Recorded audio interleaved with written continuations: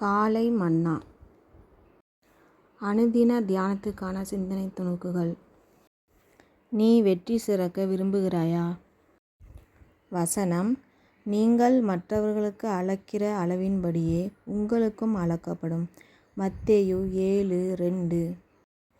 பிறரை பழிவாங்குகிறவர்கள், நெருக்குகிறவர்கள் அல்லது துன்புறுத்துகிறவர்களின் மனக்கண்களை இவ்வசனம் மிக அதிகமாக பிரகாசிப்பிக்கிறது.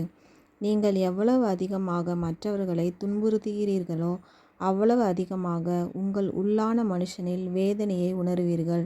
ஒரு தேனீ ஒரு நபரை கொட்டி அவருக்கு வேதனையை கொடுக்கலாம். ஆனால் அது கொட்டியது நிமித்தம் அதற்கு சம்பவிப்பது யாது? அந்த நபரை கொட்டியவுடன் தானே அது கீழே விழுந்து மடிந்து விடுகிறது. தன்னால் கொட்டப்பட்டு பாதிக்கப்பட்ட நபரை காட்டிலும் அதுவே அதிக வேதனைக்குள்ளாகிறது. மற்றவர்களை துன்புறுத்துகிறவர்கள் அதிநிமித்தம் தாங்கள் எவ்வளவாக கலக்கமடைய வேண்டியதாயிருக்கும் என்பதை உணர்ந்து கொள்வதில்லை. உன்னை என்னால் ஒருபோதும் மன்னிக்கவே முடியாது என சில சமயங்களில் நாம் கூறுகிறோம். ஆனால் இத்தகைய மதியீனமான பிரதிக்கிரியைக்காக நாம் செலுத்த வேண்டிய விலைக்கிரியத்தை உணர்கிறோமா? உன் மனதை புண்படுத்திய நபரை நீ மன்னிக்க மறுக்கும்போது நீ பதட்டம் அடைவதால் ஒருவேளை உன் இரத்த அழுத்தம் அதிகரிக்கலாம்.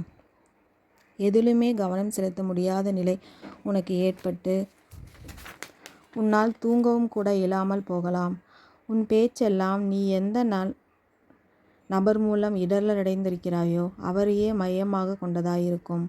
கடைசியில் சூழ்நிலைகளின் மேல் வெற்றி சிறப்பதற்கு பதிலாக நீ சூழ்நிலைகளுக்கு இரையாகி விடுகிறாய்.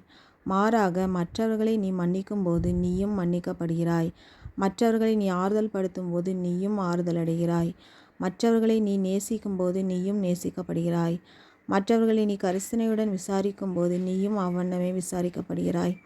மற்றவர்களுக்கு நீ இரக்கம் பாராட்டும் போது நீயும் இரக்கம் பெறுகிறாய்.